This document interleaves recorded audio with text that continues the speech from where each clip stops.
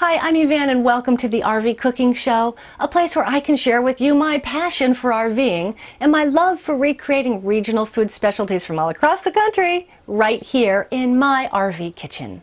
Today I'm going to take you to a lesser known, quite a gem of a Western national park. Perhaps you visited, perhaps you'd like to, Theodore Roosevelt National Park in North Dakota. In 1883, a young Teddy Roosevelt came to the North Dakota Badlands, and what he saw there, living the strenuous life that he loved, turned him into the naturalist, the conservationalist, and the president that we know today. Theodore Roosevelt National Park is divided into two units. There's a south unit and a north unit. Both units of the national park offer camping for everything from tents to RVs, but it's all dry camping, no hookups. And by the way, make sure you go to the grocery store and stock up on all the grocery items that you'll need before you arrive at the national park. The south unit of the national park is located in a little town called Medora, North Dakota. And it's a cute little town. It's got all sorts of shops, some restaurants, some museums, but their claim to fame is the Burning Hills Amphitheater, where on most nights you can see the Medora musical, an Old West music review, and you can enjoy a pitchfork fondue. So if you're in Medora, don't miss it.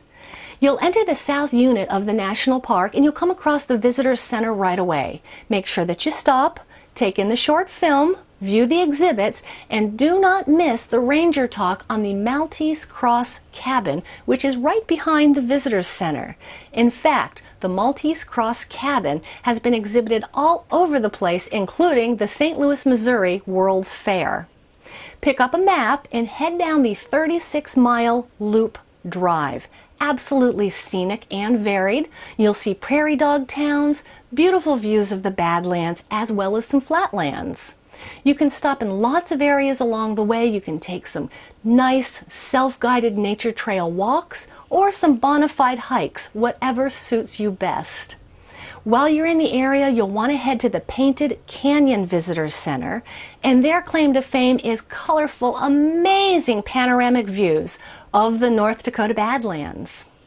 Now, halfway between the north and the south units is the Elkhorn Ranch. That's Teddy Roosevelt's cattle ranch, where he spent most of his time when he was in the North Dakota Badlands. There are no buildings remaining, but there's lots of placards and interpretive signs that you can read. Be sure to check with a ranger, though, before you head up to Elkhorn Ranch. Check on the road conditions. The north unit is also spectacularly beautiful, a little more isolated. What you'll want to do is get checked in, find a great spot in the Juniper Campground, go to the visitor center, watch their short film, view the exhibits, get a map, and head along the 14-mile scenic drive. They certainly have Badlands, but they've also got some beautiful, beautiful grasslands. I think you'll really enjoy it, and chances are you'll see some wildlife. Now, when you come back from your day away enjoying everything Theodore Roosevelt National Park has to offer, I'm going to show you how to make a fabulous burger on the grill. And this isn't your dad's backyard burger from when you were a kid. This is a gourmet burger. And I have to tell you, I wish the recipe was mine, but it's not. A while ago, I came across Bobby Flay's cookbook, Grill It. What a terrific cookbook that is. In fact, I'll put a link to Bobby Flay's Grill It cookbook on my website at rvcookingshow.com. This is a grilled panini burger with prosciutto, manchego cheese, and a fabulous red pepper aioli. So let's get the red pepper aioli going. I'll show you how we're going to make this burger. I think you're going to love it. It's delicious. By the way, one of the great things about this meal is you can prepare everything in the morning before you head out on your national park adventures, and when you come home in the afternoon, all you need to do is fire up the grill and assemble the meal. Really simple. So for our delicious red pepper aioli, I've got half a cup of fat-free mayonnaise in my little mini chopper. To that, I'm going to add 2 cloves of garlic, just right on in there. I've got 2 teaspoons of smoked paprika. I'm going to sprinkle that right on the top. And I have 2 piquillo peppers. Piquillo means little beak. We've got everything in our chopper. We're just going to run it until everything is chopped and mixed together well.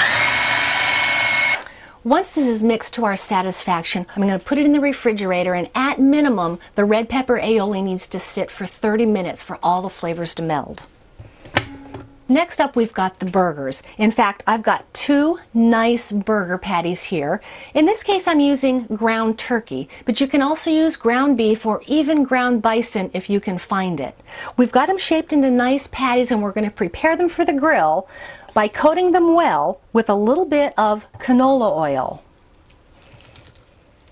As you're applying the canola oil, what you want to do is you want to create a small depression in the middle of your burgers. By creating a small depression in the center of your burger, you will get a nice, flat, evenly cooked, juicy burger, as opposed to, and I know I've done it a million times, a burger that you take off the grill that has a little crown on top that isn't quite cooked evenly throughout. Last thing before we get our burgers ready to put on the grill is we're going to season them generously with salt and pepper. Since we've got the grill fired up, I thought we'd accompany our beautiful grilled burgers with some steak fries on the grill. I've cooked these in the microwave for about 3 minutes. You can boil them on the stovetop for 5 to 7 minutes until they're just a little bit soft. Cut them in wedges. We're going to coat them with a little bit of olive oil, some salt and pepper, and we're going to put them on the grill right next to the burgers. Why not? The grill's been preheating on high for 10 minutes and it's ready for cooking. So the first thing I'm going to do is I'm going to put the potatoes around the perimeter of the grill grate. Just like this, oil side down. The burgers are going to go depression side up in the center of the grill. That's the hottest part of the grill. Just like this. We're going to close the grill cover and we're going to cook these for 4 minutes on high, and then we'll come out and turn them over. A little more oil on the potatoes, the side that isn't grilled side down. Now we're going to flip those and we're going to flip the burgers. We're going to close the lid. We're going to cook these for about 3 more minutes and then we'll get ready to make paninis out of them. We're going to assemble the panini and then we're going to press it on the grill. So the first thing we're going to do is we're going to take our bun. We're going to put a nice spoonful of this red pepper aioli on the bun. On top of this, we're going to put a piece of prosciutto. Next is going to come a piece of manchego cheese, just like this. Now for the burger. Right on top, we're going to cover that with another piece of prosciutto. We're going to take this aioli, put a little bit more right on the top. We're going to put the bun top on. We're going to reach over here and we're going to grab our oil. We're going to oil the bun top just like this. And we're going to put bun top down on the grill. We're going to do the same thing with the second bun.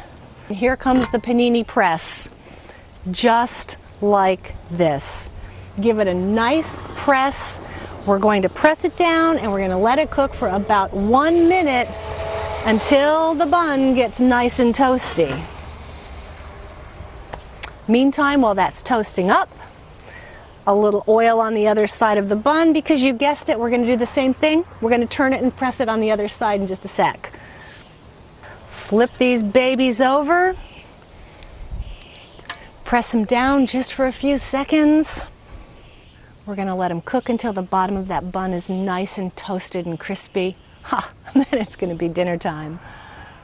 So here we have it. We've got a nice crusty panini top with our bun, some prosciutto, some manchego cheese, our delicious burger, along with some red pepper aioli. And look, we're going to have a little bit left over as well. Some crispy, delicious steak fries, of course, our green salad.